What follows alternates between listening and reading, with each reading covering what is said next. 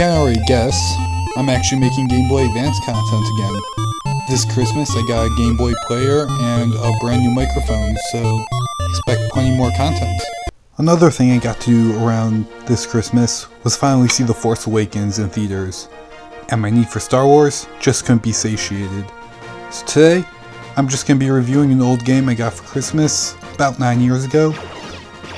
Quick backstory here, when I was 9, I had the original LEGO Star Wars for the GameCube, and I played and loved the heck out of that game. When the sequel came out on the original trilogy, of course, I immediately asked for it that Christmas. However, out of ignorance, I asked for the Game Boy Advance version. While my family does have the GameCube version of it, I still kept and beat the handheld version. So today I'd like to take a look at the interesting Game Boy Advance version of LEGO Star Wars 2. The first thing I'd like to point out when playing this game is that it, like its predecessor on the Game Boy Advance, and many other games during the time, such as Fantastic Four or Banjo-Kazooie's Grunty's Revenge, is that it tries to create a 2.5 dimensional environment.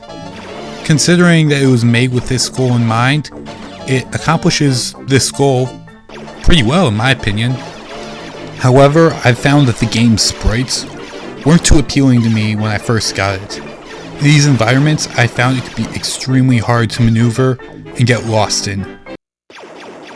Everything looks the same on Endor! However, it's not too hard to play through the game since I was still able to beat every level with a reasonable amount of difficulty.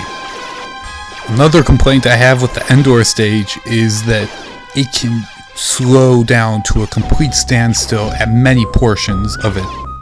That and the sections where you need to fly a ship seriously suck. I mean, every ship controls horrifically.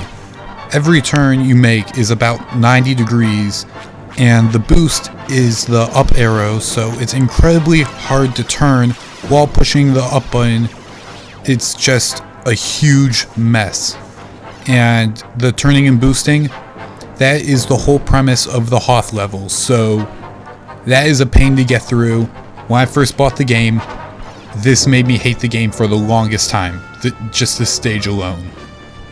Now to move away from bashing the poor aspects of the game, I have to give it credit for at least adding some new and unique features that cannot be found in the console version, unlike many other watered down handheld versions of console releases.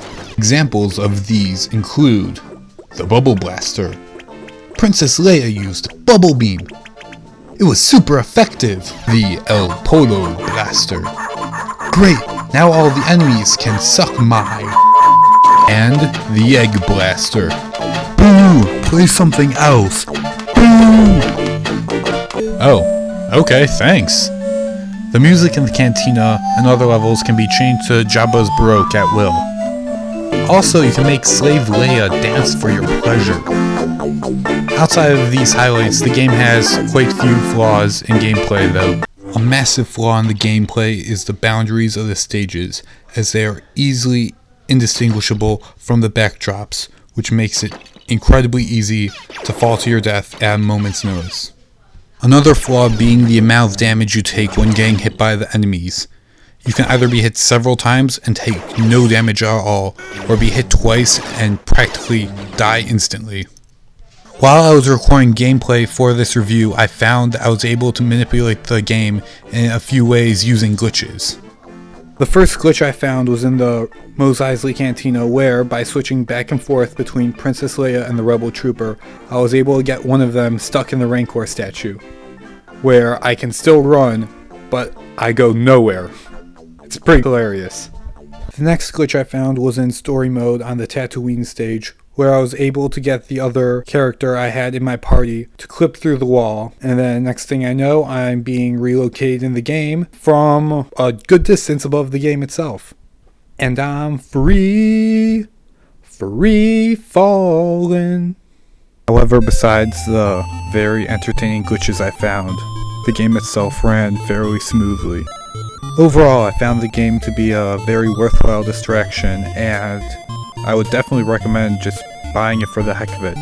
It has a decent amount of time that you can put into it, just have fun. And if you enjoyed watching this review, please leave a like and subscribe. There will be plenty more Game Boy Advance content coming in the future, so keep an eye out for that.